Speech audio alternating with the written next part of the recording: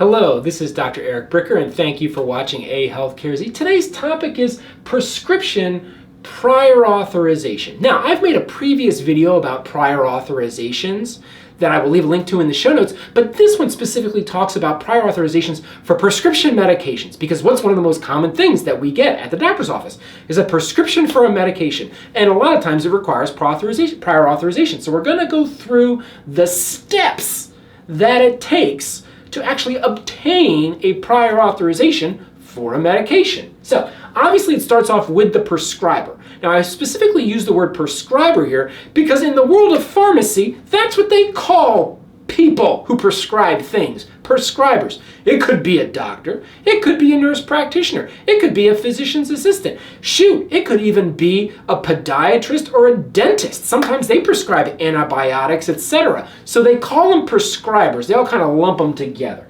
Okay, so then obviously there's medications that require prior authorizations and there are medications that don't require prior authorizations. How do you know? Well, that first step is actually pretty difficult, and it depends upon who the insurance carrier / PBM is. And I'll leave a link in the show notes to describe what a PBM is. We are not going to go over that in detail. That is a whole other topic in and of itself. Okay, so you can just go online and you can look up CVS's formulary and you can actually see they list the medications that require prior authorizations. Guess how many medications it is? It's about 495 medications. Now I started counting them and it was so many. I'm like, I'm just going to count how many are on a page. And there was about 45 per page. And then I counted, okay, well, how many pages are there? There's 11 pages of prior authorization medications. So for CVS, there's about 495 medications that require prior authorization. But that could be different for Express Scripts, Evernorth. That could be different for Prime Therapeutics. That could be different for Optum RX. So just the first step of figuring out if the medication does or does not require prior authorization, it's a little challenging if you wanted to be proactive. I mean, you could just order write a prescription for the medication and just get the denial from the pharmacy. You could just find out that way. But if you wanted to be proactive, it's actually kind of difficult to do that. Okay, next. There's a couple of ways to do it. Shoot, of course, in healthcare, we use fax machines. And so there, in certain states, I looked up in the state of Illinois, they actually have a standardized prescription prior authorization form that has to be used across the entire state of Illinois. But the problem is that it has 40 fields that you have to fill out for this fax. Or you can do it the way that this gets us to the 21st century. We're trying to move towards electronic prior authorizations. But believe me, there are many doctors, hospitals, ambulatory surgery centers, you name it, that still use the fax machine. I know for a fact my kid's pediatrician's office still uses the fax machine. And they got like 6 pediatricians. It's not some small hocus pocus pediatric practice. I mean, it's like a huge practice. Okay, now, if you do it electronically, interestingly, there's actually another vendor in between the prescriber and the PBM that is the electronic go-between. Now, who are those companies? One of them is called CoverMyMeds, which is a subsidiary of McKesson. Another one is called SureScripts that I've also talked about in a previous video. I'll leave a link to it in the show notes, which is actually co-founded and co-owned by CVS and Express Scripts. And then each individual PBM also has their own sort of direct electronic means of submitting a prior authorization as well. So there's sort of a handful of ways you could do it. So it brings up this sort of like permutations and combinations where it's like, okay, for some you might do fax machine, but for other you might go through CoverMyMeds. And for other folks that don't use CoverMyMeds or SureScripts, they might have to go to the individual ones, electronic sites for some, but then fax others. And in fact, I'll leave a link to a fantastic summary of the sort of the state of electronic prescribing in America in the show notes. And it actually says that the majority of physicians use a combination of these routes, for doing their medication prior authorizations. So it's not just one route. It's not like people just do the fax machine or they just do e-prescribing, that most physicians actually use some sort of combination when they're doing prior authorizations. Okay, so then it goes over to the prior authorization sort of department within the PBM, and the prior authorization tech, especially if it comes in via fax, has to abstract the information from that fax and actually hand type it into the system within the PBM. Now you can imagine there could be some recording errors if you're taking it off of a fax and putting it into a system, whether it be maybe putting too many zeros or too few or what have you, or misspelling something. Okay, so the PA tech enters it into the system and then it goes over through that system to a prior authorization pharmacist at the PBM. Now, there's a fantastic video by a prior authorization pharmacist on YouTube that I got this information from, and she kind of describes her workday. Now, this is just her experience, but it kind of pulls back the curtain a little bit to give you more information about what she does as a prior authorization pharmacist. So she says that she is expected to do 60 cases per day, which for an 8-hour day, which means that she would need to review a case every 8 minutes. Now, a case could be like one person, and that person could just have one prescription, or it could be multiple prescriptions, so there's probably varying degrees of complexity there. She specifically is new to being a prior authorization pharmacist, and she says that she has a really hard time doing 60 a day. She says that if she's like going like really fast, she can do like 50, but she has a really hard time doing 60. That's just her experience. Maybe there's other prior authorization pharmacists who can easily do one review every 8 minutes. I don't know. I'm just sharing what she shared. Okay, now, then they review the information inputted by the prior authorization criteria. And some of the criteria are based on things like age. So there's certain medications that just will not be authorized if you're either, let's say, below 18 or over 18.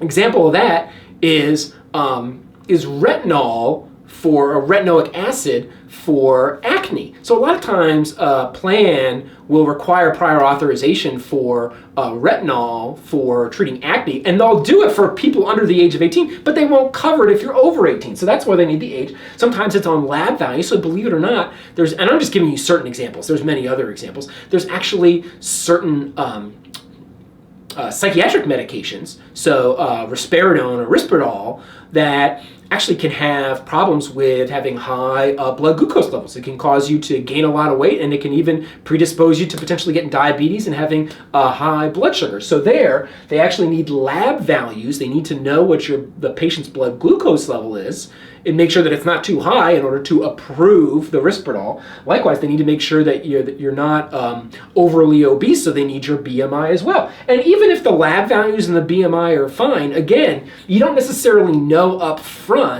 what information, like there's no place on that fax to put in BMI and glucose levels. Like you don't know, it's a standard form for all medications.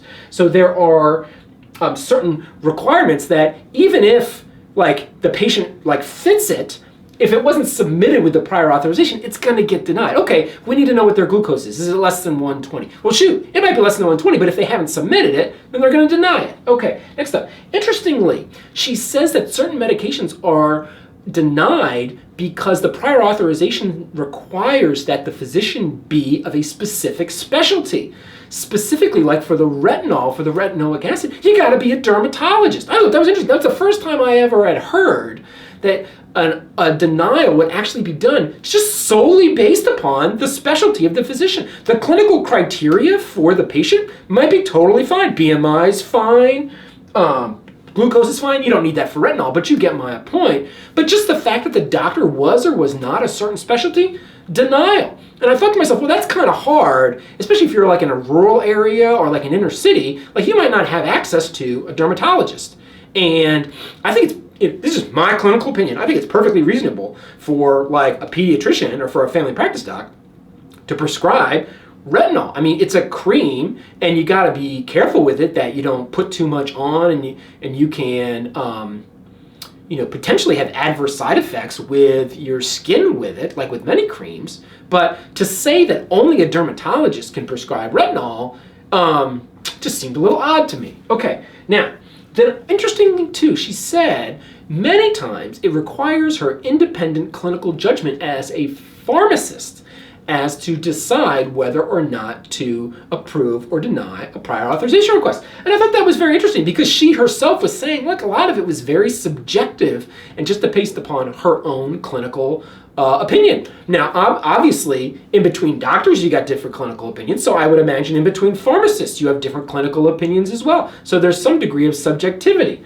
Now, let's say you get through all that. Great, it's approved. You've got to put the pharmacy on here so they approve it for that pharmacy. Great. But if they deny it, they send that back to the doctor's office with the denial. Now, interestingly, in the state of Illinois, it has to be done within 72 hours, or you can check a box that says, look, this is clinically urgent, in which case it needs to be done within 24 hours. But if you're prescribing something, let's say in the morning, like, the patient is not necessarily going to be able to pick it up the same day or that afternoon. Like, they may have to wait overnight, even if it's quote unquote urgent. And I can tell you, like, there are absolutely situations where, like, let's say I'm prescribing a blood pressure medication. I'm like, dude, I see you in the office, you come in for a blood pressure check, your blood pressure is elevated, but I want to get you on something like now. And I could probably keep you out of the ER, and I could probably keep you out of the urgent care center or what have you, if I can kind of get you on that, we used to use nifedipine XL a lot. 30 milligrams for people that had, pretty high blood pressure, but the nifedipine actually works pretty well, pretty fast. So you could get them the nifedipine, maybe have them come in the next day for a blood pressure check, make sure they were doing okay, and you could keep them out of the hospital or keep them out of the ER for doing that. Okay, so now they do put their rationale for the denial on there. Oftentimes she says they do use templates. Now, it goes back to the doc. As you can imagine, the doc can then just change the medication and either do a medication that doesn't require prior authorization at all or go through a medication that requires a different type of prior authorization, so you go through this whole process again. Or they could add additional clinical information. They could be like, oh, well, I've got their blood sugar and I've got their BMI for the Risperdal, so we can just put that on there and do it in. And then, okay, additional clinical information's on there, great, I didn't know you needed it, now I gave it to you, now they can approve it. Or, let's say the person's, BMI was too high, or the glucose was, let's say it was 121 and it had to be less than 120 or whatever the amount was, and then they would deny it again. And at that point, the physician's office can be like, well, look, I don't agree with your clinical assessment for why I can't prescribe this medication, at which point it's escalated to the medical director, and then the medical director would interact with the doctor's office, and the medical director could trump it, and they could just approve it, or it would just be a denial and be like, look, the medical director's like, look, this is the way it is.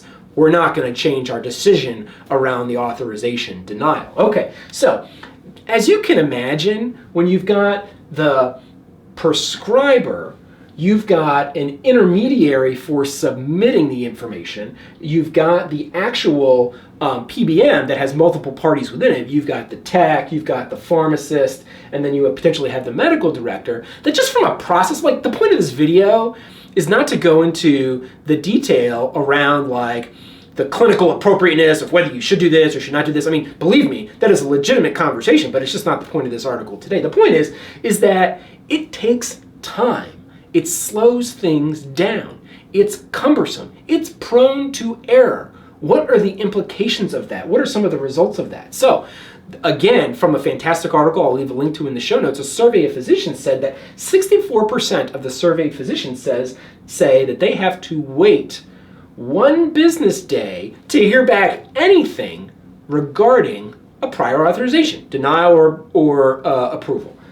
29%, so we're going on almost a third of doctors, say that they have to wait 3 business days for the approval or the denial. So that kind of fits within the 24 to 72 hours for the state of Illinois. That kind of goes along with the general understanding here as well. Now, interestingly, the surveyed physicians also said that half the time, for like half those prior authorization requests that they made, that this 1 business day or 3 business day caused a delay in care. Okay, so you could wait a business day and you're like, oh, it's kind of annoying, but it doesn't really, delay care per se. Because, let's say they already had enough pills at home, they hadn't run out yet, you were getting a prior authorization on a refill or a new prescription, etc. So like, it didn't delay care because they still had some pills left at home. Okay, this is the opposite of that. This is saying half the time it actually delays care. It delays the treatment of the behavior disorder or the depression. It delays the treatment of the acne. It could delay much more, serious conditions as well. Now, 24% of the surveyed physicians say that the prior authorization process and just the time that it takes causes and have caused adverse events in their patients. And 16% say that they've actually resulted in hospitalization. So just the process. So one of the things that we talk about on A Healthcare Z is how the healthcare system itself is actually a public health threat. So the point is, let's say you had, something in the water, or let's say you had a bug that was transmitting a germ, right? Those things in the water or those germs that are transmitted by bug, they might have like a 24% rate of adverse events in patients, or that, that particular germ in the bug might cause 16% hospitalizations. The point is, the healthcare delivery system and payment mechanism itself is a public health threat akin to dirty water and germs from insects. Okay, so the argument against that is that, well, this is just payment. The doctor needs to do the right thing independent of payment. Listen, I'm just saying that regardless of whether or not you think this process actually should impact clinical care, the point is, with these surveyed physicians, it does. Again, that's up for discussion, but that's essentially what these doctors who were surveyed are saying, and many would agree with them. Okay, so at this time, it takes a lot of time, fine. What does it take in terms of the prescriber's time? They say that they do, the surveyed physicians say they do 33 prior authorizations per week, and that it takes them about 14 hours of their week to do it.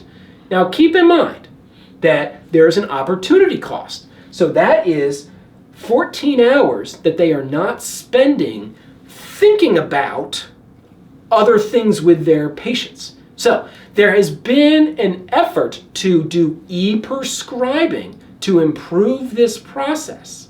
And just going into the details, not e-prescribing, the e-prior authorization. Now, e-prior authorizations, they have their pros, they have their cons. It is the effort that is being made now to try to streamline this process.